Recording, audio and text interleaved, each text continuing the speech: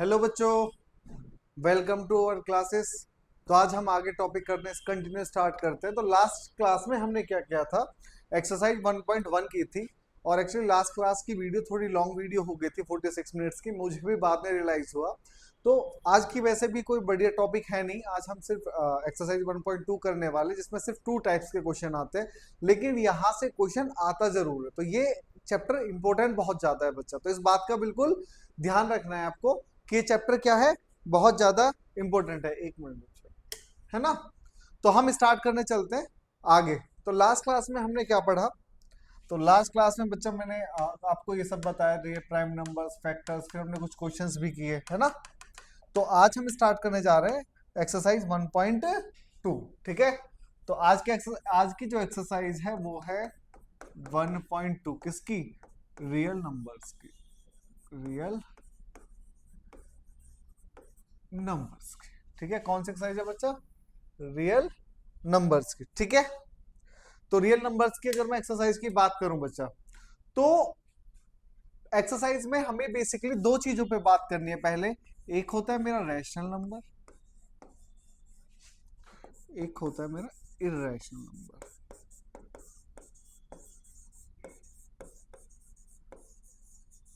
ठीक है। एक रैशनल नंबर होता है और एक इर्रेशनल नंबर होता है। ठीक है।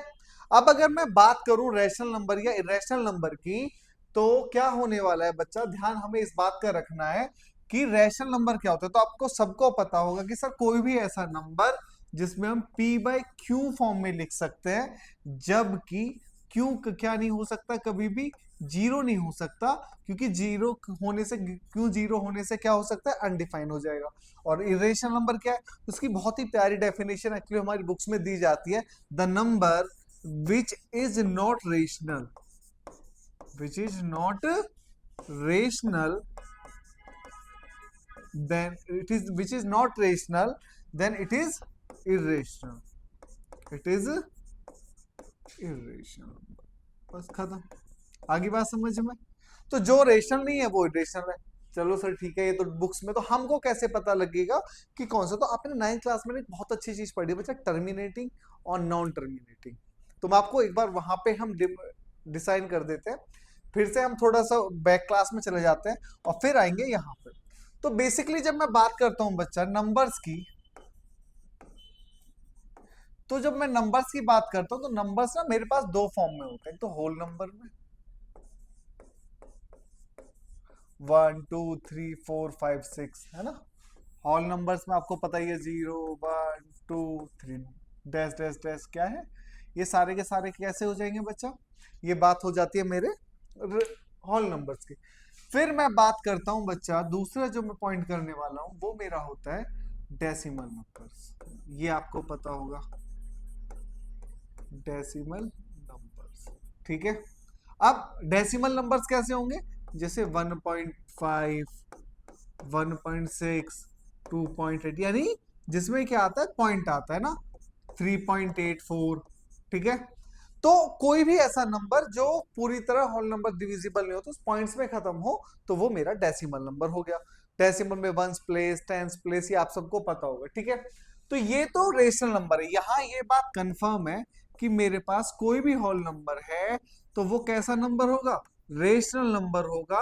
क्यों ऐसा, क्यों? क्योंकि बच्चा ये हमेशा कहीं ना कहीं p बाई क्यू फॉर्म में खत्म होने वाला नंबर है। ये बात बिल्कुल क्लियर है आपके कि रेशनल नंबर होगा और रेशनल नंबर हमेशा p बाई क्यू फॉर्म में खत्म होने वाला है। कुछ बच्चे ये सोच रहे होंगे कि सर डायरेक्टली क्वेश्चंस क्यों नहीं करा देते। बेसिकली बच्चा हमें इसके पीछे की चीजें पता होनी चाहिए। ये बात समझ में आ गया कि भाई, क्योंकि मान लो मैं अगर 2 भी लिखता हूं तो मैं इसको 2/1 लिख सकता हूं, है ना।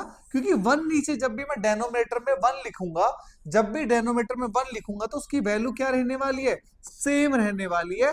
कोई फर्क नहीं पड़ता, चाहे हम 1 से मल्टीप्लाई कर दे या 1 से डिवाइड करें। तो जब इसकी वैल्यू सेम रहने वाली है और उसको मैं p बाई क्यू फॉर्म में भी लिख सकता हूं, तो इसका मतलब सारे के सारे होल नंबर्स क्या बन गए, रेशनल नंबर है या नहीं। तो यानी मैं कह सकता हूं all whole numbers are rational numbers. ठीक है।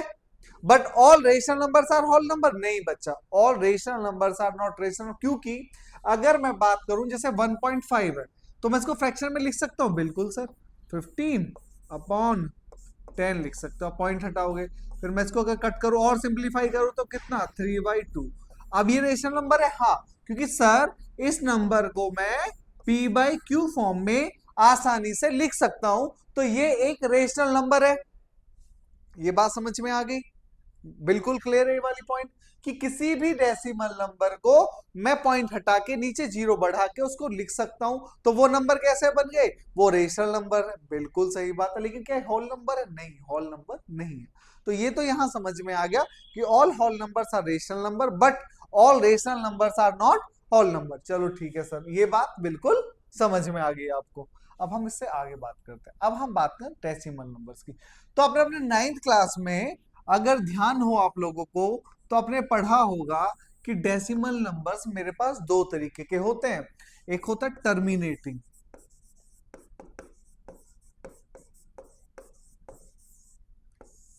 ठीक है, क्या होगा?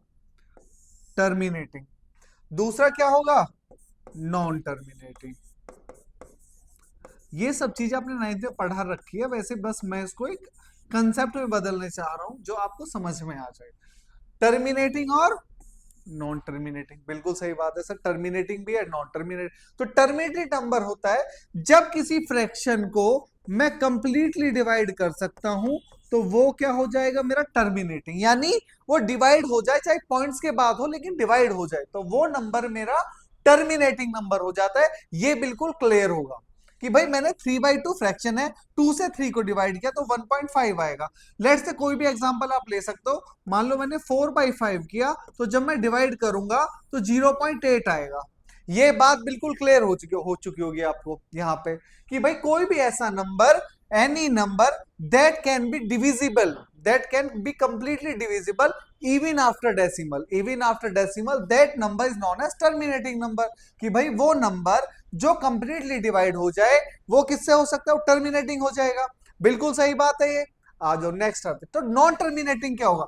तो आपको पता है नॉन टर्मिनेटिंग का मतलब होता है 1/3। अब मैं इसको डिवाइड करूं तो ये नंबर ना 0.3333333 इस तरीके से चलता चला जाएगा। तो यहां पे ये कभी टर्मिनेट ही नहीं होगा। मैं इसको कितनी भी नंबर्स में डिवाइड करता चला जाऊं तो ये टर्मिनेट होगा? नहीं सर, बिल्कुल भी टर्मिनेट नहीं होगा। ठीक है, ये बात, चलो सर यहाँ पे बिल्कुल सही बात आगे समझ में कि भाई नॉन टर्मिनेटिंग वो फ्रैक्शन होता है जिसको हम कंप्लीटली डिविजिबल नहीं करते। लेकिन इस बात से कहना क्या चाहते हो? चलो, अब आपने 9th में सीखा कि जब एक ही नंबर रिपीट होता है तो ये 1/3 को मैं लिख सकता हूं 0.3 के ऊपर बार। ये बात बिल्कुल आपको ध्यान होगी कि भाई 1/3 का मतलब मैं लिख सकता हूं 0.3 बार। इसका मतलब क्या होता है कि भाई ये बार का मतलब है कि 3 बार बार आए जा रहा है। इनफाइनाइट टाइम क्या होगा? ये आ जाएगा, इनफाइनाइट आ जाएगा। फिर मैं इसको, आपने 9th क्लास में पढ़ा, इसको मैं फ्रैक्शंस में लिख सकता हूं और ये वापस ही फ्रैक्शन में अगर आप इसको कन्वर्ट करोगे तो ये क्या आ जाएगा? ये 1/3 आ जाता है, आपको पता होगा।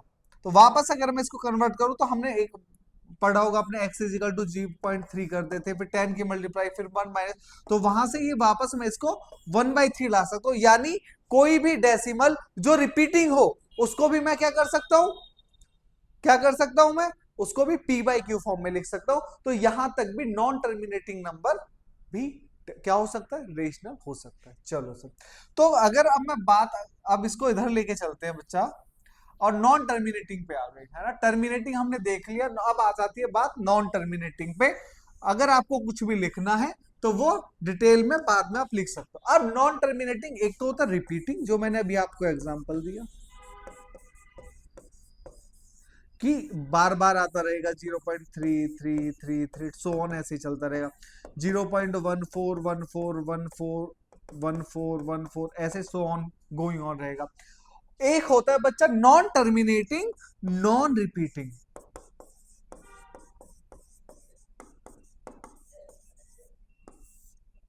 इसका मतलब क्या है? मान लो मैंने किसी को, ये हो सकता है 0.303 003 003 000, तो जैसे जैसे बढ़ता चला जाएगा ऐसे 3, तो so on going on.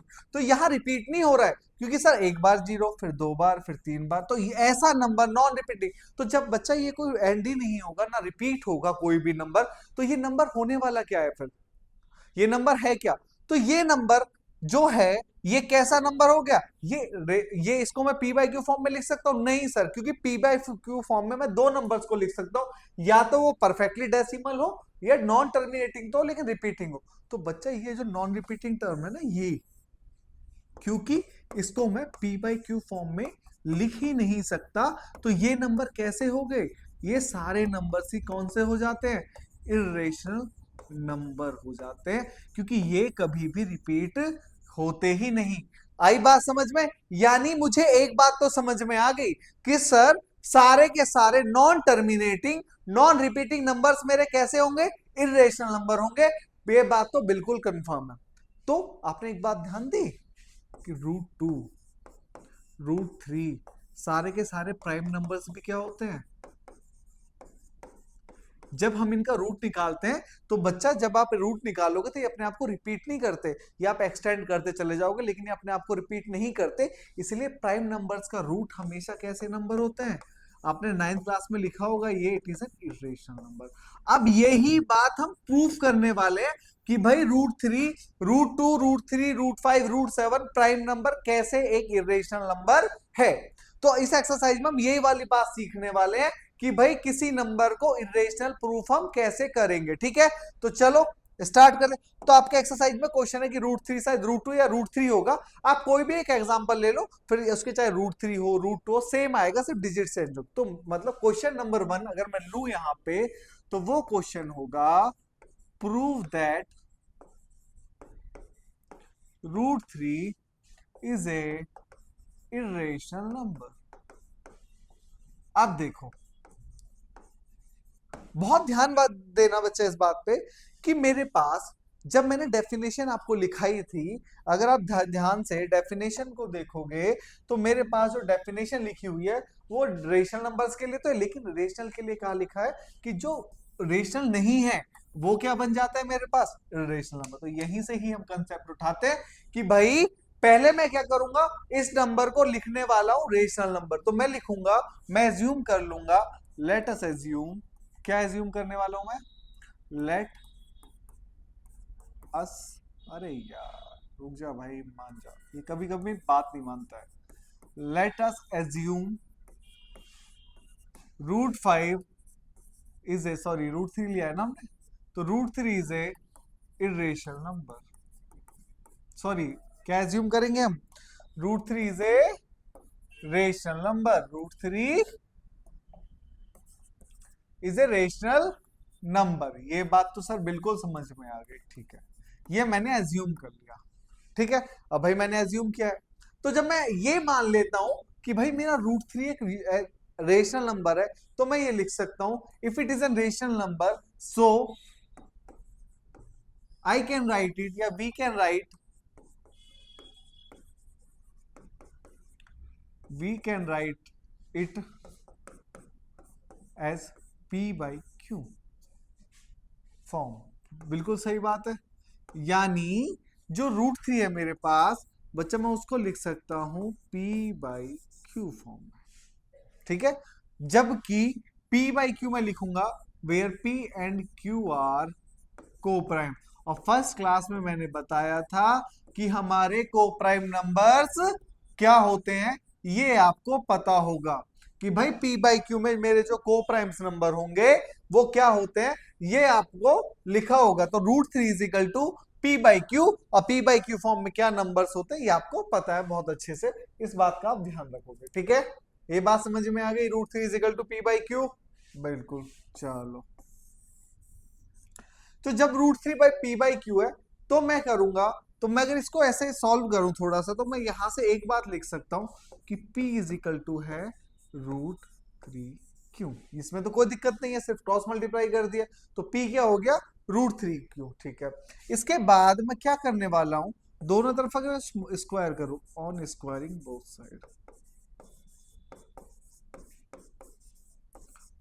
Side, इसको इक्वेशन 1 लिख लीजिए, जिससे हमें पता रहे हमने क्या लिया इन इक्वेशन 1। ठीक है, तो क्या करना है मुझे, P is equal to √3Q लेना है और स्क्वायर करना है दोनों साइड, इक्वेशन 1 और इक्वेशन 2 दोनों रूट करना है। तो जब बच्चा मैं P is equal to √3Q लेने वाला हूं और इसका स्क्वायर करने वाला हूं, तो अब मैं क्या करूं बताओ, इसका स्क्वायर करूं या ना करूं? कर देते हैं सर।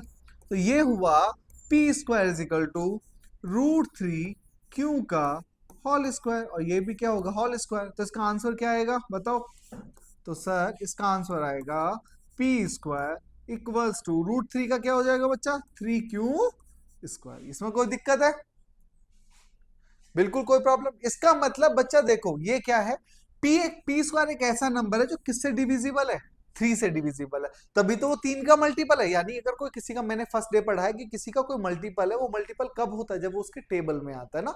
ठीक है, तो इसका मतलब क्या है, पी एक ऐसा नंबर है जो किसका डिविजिबल है। तो मैं लिख सकता हूं here from the equation P square is divisible by 2। ये बात बिल्कुल, डिविजिबल बाई 3, ये बात समझ में आ गई।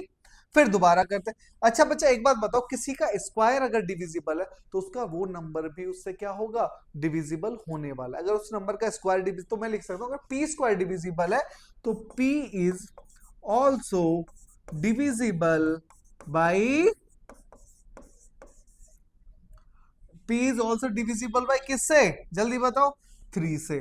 P is also divisible by 3। ये बात समझ में आ गई बिल्कुल कि भाई P square is also divisible by 3, तो P is also divisible by 3। यहां तक ये बात बिल्कुल क्लियर है सब बच्चों को? ठीक है सर, ये बात तो बिल्कुल क्लियर है कि भाई P स्क्वायर अगर डिविजिबल बाई 3 है तो P भी किससे डिविजिबल होगा, 3 से डिविजिबल होने वाला है। ठीक है, इसके बाद अब हम आगे चलते हैं, चलो। ठीक है, देखो ये सारी चीजें जब आपको लिखने तो वीडियो बैक करके आराम से लिख लेना। ठीक है, वैसे भी मैं बहुत स्लो स्लो आपको समझाता हूं तो आप आसानी से लिख सकते हो। तो यहां से मैं कह सकता हूं कि पी, ठीक है, इसका मतलब यहां अगर पी 3 से डिविजिबल है तो P, so we can write it as P कोई ऐसा नंबर है जो किसका मल्टीपल है, 3 का मल्टीपल है ना। पी एक ऐसा नंबर है जो किसका मल्टीपल है, 3 का मल्टीपल है। ये बात तो मुझे समझ में आ गई, क्योंकि जब डिवाइड इससे हो तो जरूर है कि, क्योंकि डिवाइड जैसे मान लो अगर 6 3 से डिविजिबल है तो 2 आ रहा है, तो इसका मतलब 6 क्या है, 3 का ही तो मल्टीपल है कोई नंबर 2। तो ये कांस्टेंट नंबर तो मुझे पता नहीं है, लेकिन मुझे ये तो पता है ना 3, तो इसको मैंने क्या मान लिया, जो मेरा पी कांस्टेंट नंबर है वो सी है। ये बात समझ में आ गई। तो ये जो मैंने 2 लिया 6 के, 3 इंटू 2 किया, तो 3 तो मुझे पता है कि वो 3 का डिविजिबल है, तो मुझे पता है, लेकिन ये नंबर नहीं पता, इसलिए मैंने सी ले लिया। ये बात समझ में आ गई कि P is equal to 3C के पीछे क्या कंसेप्ट है, हर चीज समझनी है ना। ऐसे ही कुछ नहीं लिख लेना है, रट नहीं लेना है, रट्टा मत मारना कि भाई ये क्वेश्चन आता है तो उसको नहीं, इसको अंडरस्टैंड करना है, अच्छे से समझना है। ठीक है, तो P एक ऐसा नंबर है जो 3C। अब यहां से क्या करने वाले हैं, फिर दोबारा से हम क्या कर देते हैं, इसको इक्वेशन नंबर 2 ले लेते हैं, और मैं लिखता हूं ऑन स्क्वायरिंग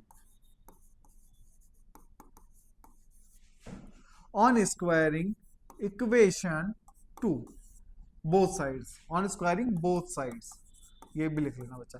तो जब मैं करूंगा तो मेरे पास आएगा P square is equal to 9C²। ये बात समझ में आ गया।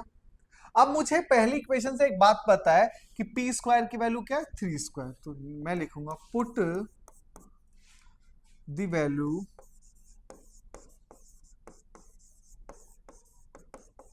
P square from equation 1। चलो ये बात समझ में आ गई। तो मैंने पी स्क्वायर की जगह पुट किया 3Q² is equal to 9C²। अब यहां से जब मैं डिवाइड करूंगा तो क्या आएगा, Q² is equal to 3C²। मुझे मिली अपनी इक्वेशन 3। यहां तक कोई प्रॉब्लम है भाई? मैंने क्या किया, पहले मैंने सेम इसको प्रोसेस किया, उसके बाद फिर वही प्रोसेस कर दिया। ठीक है, अब आगे चलते हैं। जब मैंने किया तो मुझे यहां से एक बात फिर से समझ में आई कि भाई सेम सिचुएशन यहां भी तो बैठी है। Q² किसका मल्टीपल है, 3 का मल्टीपल, इसका मतलब Q किससे डिविजिबल होगा, 3 से डिविजिबल है। तो मैं लिखूंगा sir Q² is divisible by 3, is divisible by 3, so Q is also divisible by 5।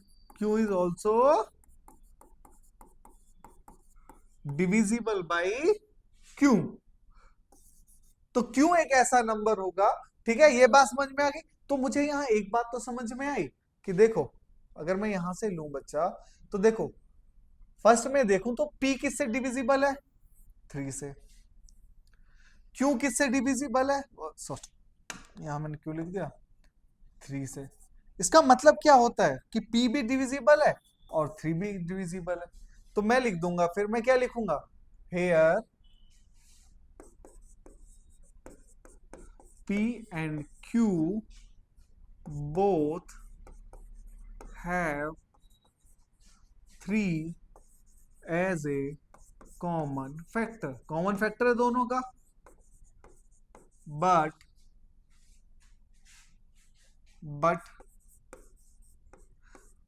we assume that P and Q are co-prime। हमने यही एज्यूम किया है। सो our assumption is wrong। हमारी assumption क्या होती है यहाँ पे, wrong होती है। Hence जब हमारी assumption गलत हो गई तो यहां से मुझे एक बात और समझ में आई, Hence our assumption is wrong। तो जब बच्चा assumption ही गलत है तो हमने क्या assume किया था कि √3 क्या है मेरा, एक rational number. So that √3 is a rational number. सो जब ये एजम्पशन गलत है तो √3 क्या हो गया, सो √3 इज ए इरेशनल नंबर। हो गया प्रूफ, बस खत्म। इतनी सी बात थी। कुछ किया हमने नहीं किया, सिर्फ हमने जो माना वो हमारा गलत प्रूफ हो गया। अगर जो एजम्पशन किया था वही गलत है, इसका मतलब ये बात बिल्कुल ठीक है कि √3 क्या हो गया, रेशनल नंबर। अब ये इस तरीके से क्या किया जाता है बच्चा, प्रूफ किया जाता है ना। तो मुझे लग रहा होगा कि आपको ये बिल्कुल चीजें समझ में आ रही होंगी। तो ये पूरा एक स्लाइड है और ये क्वेश्चन है जिससे हमने किया कि भाई √3। अब इसकी जगह क्वेश्चन आपसे हो सकता है √5 बोल दे, √7 बोल दे, √11 बोल दे, √2 बोल दे। तो कोई भी इक्वेशन बोले सबका मेथड सेम होगा कि हम एज्यूम करेंगे, एज्यूम करने के बाद उसको P/Q फॉर्म में लिखेंगे, फिर ये वाला प्रोसेस हमें रिपीट कर लेना है। अगर नहीं समझ में आया आप इस वीडियो को दोबारा से देखोगे तो और ज्यादा क्लियरिटी आ जाएगी। ठीक है, तो ये तो हो गया आपका फर्स्ट पार्ट। सेकेंड टाइप के क्वेश्चन जो बच्चा यहाँ पे आते हैं, सेकेंड टाइप जो है वो थोड़े से और अच्छे क्वेश्चन है और वहां लिखा होता है prove that 3 + 2√5 is a irrational number। ठीक है, तो वहां लिखा होता है कि भाई मुझे प्रूफ करना है 3 + 2√5 इज ए इरेशनल नंबर। ये बात बिल्कुल समझ में आ गई। चलो सर, ये बात तो समझ में आ गई कि भाई ये प्रूफ करना है। तो देखो प्रोसेस सेम है, प्रोसेस में कोई डिफरेंस नहीं। यहां लेकिन एक और बात लिखी होती है आगे, देखो लिखी हो तो सही है, ना लिखी हो तो हम एज्यूम कर लेंगे। ठीक है, तो यहां हमेशा लिखी आती है where √5 is a irrational number. ये लिखा होता है। ठीक है, ना लिखी हो तो हम एज्यूम करके चलेंगे कि प्राइम नंबर्स का रूट हमेशा क्या होगा, क्योंकि यहाँ पे कोई भी प्राइम नंबर का रूट आ सकता है, वो इरेशनल होता है। ठीक है, तो मैं लिखूंगा सेम प्रोसेस होगा कि सबसे पहले मैं मान लूंगा लेट अस एज्यूम, क्या हो रहा है ये, लेट अस एज्यूम दैट √5 क्या है, sorry 3 + 2√5 is a rational number।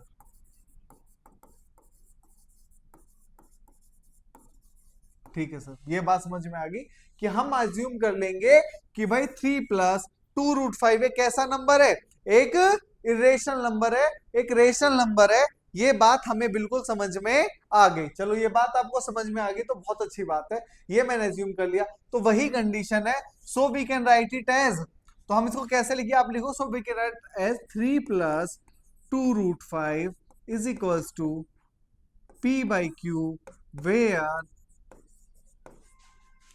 P and Q are integers. Integers का मतलब आपको पता है ना, नेगेटिव नंबर भी हो सकते हैं और पॉजिटिव नंबर भी हो सकते हैं। ठीक है, ठीक है सर, ये बात तो समझ में आ गई। तो पहले वाले की तरह है ना, बिल्कुल सेम सेम है, बिल्कुल जो पहले में था वही इसमें लिखा है। इसमें क्या अलग है? इसमें क्या है, हमेशा ये एक पॉइंट याद रखना कि मुझे एक तरफ सिर्फ ये चाहिए।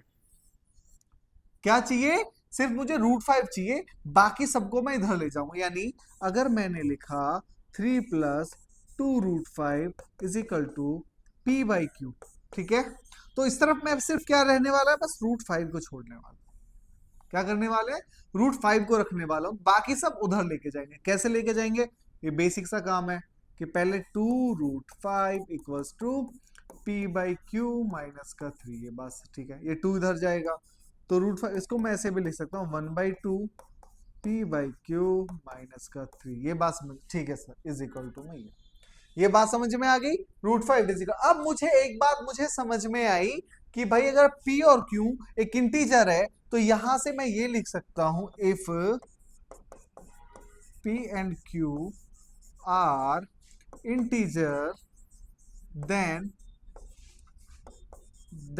क्या लिखूं कि भाई p/q क्या है मेरा, sorry sorry 1/2 p/q - 3 is a rational number. ये बात तो सही है सर, कि अगर ये इंटीजर हो जाएंगे तो ये एक रेशनल नंबर तो पक्का आना है, रेशनल नंबर। ये बात समझ में आ गई। बट लेकिन बात क्या है, बट दिस कॉन्ट्राडिक्ट दैट, क्योंकि मुझे क्वेश्चन में क्या गिवन है, √5 एक रेशनल नंबर है, दैट √5 इज ए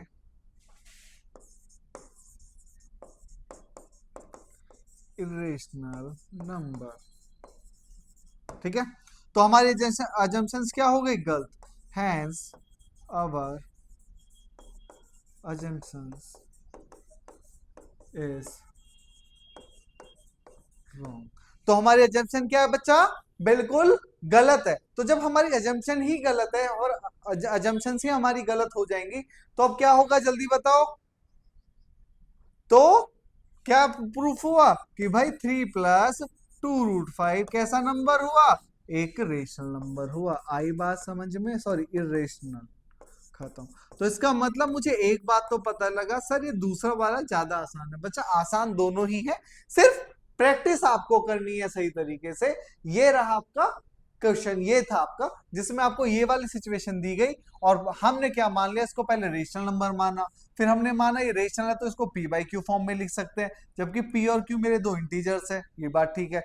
फिर मैंने क्या किया, एक √5 या कोई भी रूट होगा उसको इधर, बाकी सब इधर ट्रांसफर किया। लेकिन मुझे पता लगा p/q अगर इंटीजर है तो रेशनल नंबर हो जाएगा। लेकिन मुझे एक बात पता है कि √5 कैसा नंबर है, इरेशनल नंबर है, और ये इस बात को बिल्कुल कॉन्ट्राडिक्शन हो गया। इसी वजह से हम कहते हैं कि भाई हमारी एजम्पशन बिल्कुल गलत है, क्योंकि हमने क्या एज्यूम कर रखा है कि ये रेशनल नंबर है।